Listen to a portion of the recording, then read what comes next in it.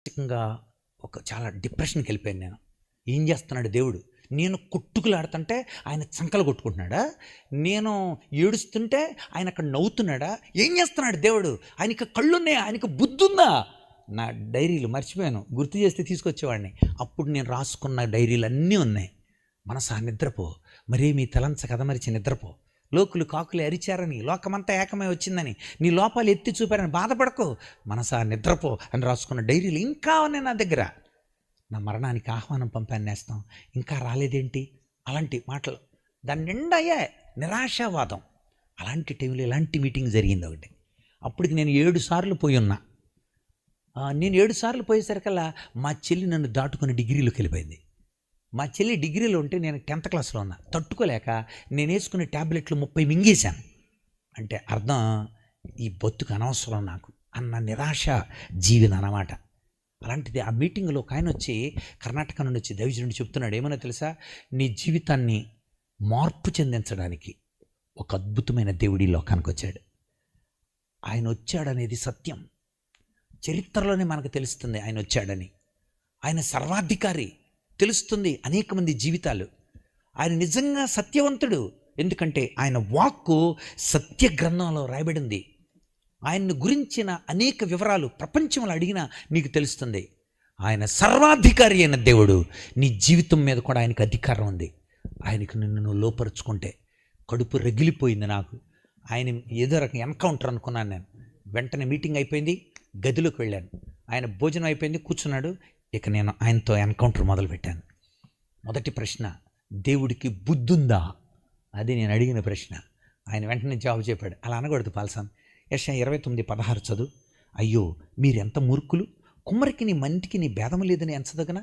రూపించబడిన వస్తువు రూపించిన వాడిని ఇతను నన్ను చేయలేదు అనవచ్చునా? రూపించబడిన కుండ రూపించిన వాడిని చూసి అతనికి బుద్ధి లేదు అనొచ్చునా? అలా అనకూడదు కదా పాల్సాన. కుండ కుమ్మరోడితో నన్ను పిడతగా ఎందుకు చేశావు, బానగా చేయలేకపోయావా, ఇలా ఎందుకు చేసావు అని అడుగుద్దా? తప్పు కదా. అలాగా ఆయన మనల్ని ఎందుకు తయారు చేశాడో ఆయన సమాధానం నీకు చెబుతాడు. కొద్దిగా నేను షాక్ అయ్యాను, ఎందుకంటే ఈ ప్రశ్నకి ఆయన చెప్పలేడు అనుకున్నా. ఎందుకు చేశాడు నన్ను? నేను అప్పుడు మళ్ళీ ఆయన సమాధానం ఇచ్చాడు. ఏమని సమాధానం ఇచ్చాడు? ఒక మంచి పనుల కోసం దేవుడు నిన్ను తయారు చేశాడు. ఎఫెసీ పత్రిక 2:10 ఎఫెసీ 2:10. దేవుడు మనల్ని ఎందుకు తయారు చేశాడు తెలుసా? ముందుగా సిద్ధపరచిన సత్క్రియలు చేయుటకై. ఓహో, అంటే పాల్సన్ ఇలా చేస్తే నాకు చాలా మంచిదని ఆయన ముందుగా మంచి పనులు చేయాలని దేవుడు తయారు చేశాడు. ఇప్పుడు నువ్వేం చేయాలి? దేవుడి చేతిలోకి వెళితే దేవుడు వాడుకుంటాడు. మైక్ తయారు చేశారు, ఇది చక్కగా వాడబడాలని. కానీ నేను దాన్ని వాడకుండా ఉంటే దానికి వాల్యూ లేకుండా పోతుంది. దేవుడికి మనల్ని మనం అప్పగించుకున్నప్పుడు మన జీవితాలు మార్పు చెందుతాయి. అలాగ అడిగిన ప్రశ్నలన్నిటికీ జవాబు చెప్తున్నప్పుడు అప్పుడు అర్థమైంది, ప్రభువా నన్ను క్షమించు, నేనే నిన్ను అపార్థం చేసుకున్నాను, నన్ను క్షమించు నాయనా, నా జీవితం నేను నీకు అప్పగిస్తున్నాను. నువ్వు నా కోసం సిలువలో వేలాడావు, మనుషుల పాపాన్ని తీసేయటాని కోసం రక్తంతో ఈ లోకానికి వచ్చావు. ఆ రక్తం ద్వారా పరిశుద్ధత ఇవ్వటానికి కోసం ఇష్టపడ్డావు. మానవాళి కోసం దెబ్బలు తిన్నావు, ఆ దెబ్బల వలన స్వస్థత ఇవ్వాలని ఇష్టపడ్డావు. నేను నమ్ముతున్నాను నాయనా అని యేసు ప్రభువుని నమ్ముకున్నాను. ఎంత తేలికయ్యానంటే నేను, దేవుడు ఉన్నాడు, ఆయన నా జీవితాన్ని మారుస్తాడు. నిజంగా నమ్మాలి అలాగా. అచంచలమైన విశ్వాసం అది. ఇక దేవుడు తప్ప ఎవడు నన్ను ప్రేమించలేదు ఆ రోజుల్లో. ఎందుకని? అందరికీ రోగిష్ఠుడు ఎవడకు కావాలండి? ఒక సమాజానికి పనికిరానాడు. ఒక సైకాలజిస్ట్ ఇలా అన్నాడు గుంటూరులో, పేరొద్దులేండి. ఆయన ఏమన్నాడు తెలుసా? ఇగో మీ అబ్బాయి 40 లోపు ఐక్యూ ఉంది, ఇలాంటి వాళ్ళని ఈడియట్స్ అంటారు, వీళ్ళు సమాజానికి పనికిరారు, వాళ్ళ గుండీలు వాళ్ళు పెట్టుకొని వాళ్ళ తల వాళ్ళు దువ్వుకొని వాళ్ళ భోజనం వాళ్ళు తినటానికి తప్ప వీళ్ళు పనికిరారు, సమాజానికి పనికిరాడు అన్న వాళ్ళందరినీ పనికొచ్చేలా చేసేవాడు యేసుక్రీస్తు. అలాంటి పాపుల్ని రక్షించడానికి వచ్చాడు యేసుప్రభు. నీతిమంతుల కోసం రాలేదు. డాక్టర్ ఎవరికి కావాలి?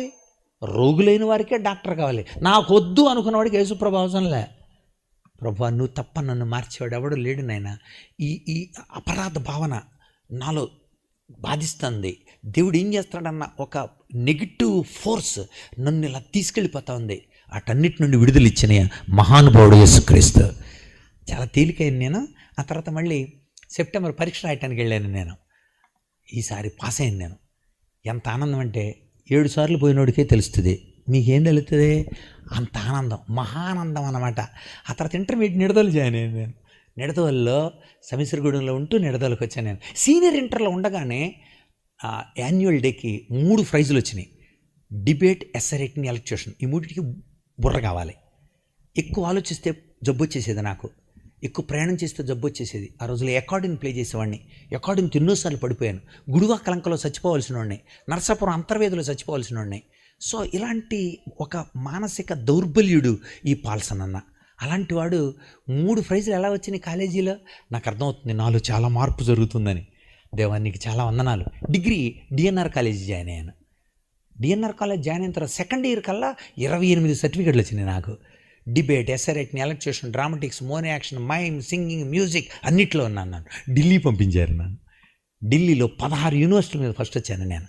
అప్పుడు రాష్ట్రపతి జ్ఞాని జైల్ సింగ్ గారితో అవార్డు తీసుకున్నప్పుడు అనిపించింది, ప్రభువా గల్లీల్లో పడిపోయేవాడిని ఢిల్లీ ఎలా పంపించావు నాయన, ఊడిపోయిన వాడిని ఎలా గెలిపించావు ప్రభువా, ఎంత గొప్ప దేవుడు. ఫైనల్ ఇయర్ ఎన్ఎస్ఎస్ తరపున మళ్ళీ ఢిల్లీ పంపించారు. ఎన్ఎస్ఎస్లో ఉన్నాను నేను. అప్పుడు ఢిల్లీ వెళ్ళాను. 21 యూనివర్సిటీ మీద ఫస్ట్ వచ్చాను నేను. అక్కడ చాలా మంది వెళ్ళాము. ఆ టీంలో నేను ఒక ఈవెంట్లో 21 యూనివర్సిటీ మీద ఫస్ట్ వచ్చాను. అప్పుడు రాష్ట్రపతి ఎవరు అనుకున్నారు? శంకర్ దయాళ్ శర్మ గారు. ఆయన విన్నర్స్ అందరినీ భోజనానికి కూర్చోబెట్టుకున్నాడు. ఆ ప్రోటోకాల్ చాలా గొప్పది. లోపలికి వచ్చే విధానం, రాష్ట్రపతితో భోజనం చేయడం. అప్పుడు అనిపించింది, ప్రభువా బలహీనుడను బహుపాపిని, ధనహీనుడను దరిద్రుడన్, ఏమి చూసి నన్ను వెదకి రక్షించినావు, ఎంత ప్రేమ నీది, ఎంత ప్రేమనైనా నీది. నేను ఏ మంచి పనులు చేశాను, నన్ను ప్రేమించావు. అసలు లోకంలో ఎవ్వరూ ప్రేమించినప్పుడు ప్రేమించావు. You are great God, you are really truthful God. At the same time you are really అస్సలు మైటీ లార్డ్. నువ్వు సర్వశక్తి కలిగిన దేవుడు, జీవితాన్ని మార్చిన దేవుడు. ఆ తర్వాత నేను బీఈడి గుంటూరు జాయిన్ అయ్యాను. నేను గుంటూరులో కాలేజ్ ఫస్ట్ నిలిచాను. ఆ తర్వాత మానసిక శాస్త్రం చదివాను నేను. ఒక మానసిక రోగి మానసిక శాస్త్రం చదవటం ఆశ్చర్యం కదా. ఆ తర్వాత నేను ఎంఈడి చేశాను నేను నెల్లూరులో కాంప్రహెన్సివ్ కాలేజీలో. అక్కడ కూడా మెరిట్ స్కాలర్. ఆ తర్వాత రీసెర్చ్. ఆశ్చర్యం కదా. ఒక సైకలాజికల్ డిజార్డర్ ఉన్నవాడు ఒక సైకాలజిస్ట్కి ఎలా అయ్యాడు. లోపల నాకు డాడీ టెలిగ్రామ్ ఇచ్చారు, you are professionally selected, please come and join అని. యూనివర్సిటీ నుండి వచ్చి జాబ్లో జాయిన్ అయ్యాను. జాబ్లో నేను జాయిన్ అయిన 3 నెలలకే నన్ను రిసోర్స్ గ్రూప్లో డిఆర్జీగా పెట్టుకున్నాను. Education psychologist. ఈ ప్రాంతాలన్నీ వచ్చాను నేను. మన పశ్చిమ గోదావరి జిల్లాలో 76 డిగ్రీ కాలేజీలు, 22 జూనియర్ కాలేజీలు, 10th క్లాస్, ఐటీఐ, పాలిటెక్నిక్, అన్ని కాలేజీలు. మీరు భయపడుతున్నారా? నేను సమాధానం చెబుతా. మీరు వణికిపోతున్నారా? నేను మీకు జవాబు చెబుతా. పరీక్ష రాయలేను అనుకుంటున్నారా? మీ సామర్థ్యాలని. అలాగా ఒకప్పుడు అవన్నీ లేనోడు ఎలా చెప్పగలిగాడు? ఎలాగ అందరి ముందు అలా నిలవగలిగాడు?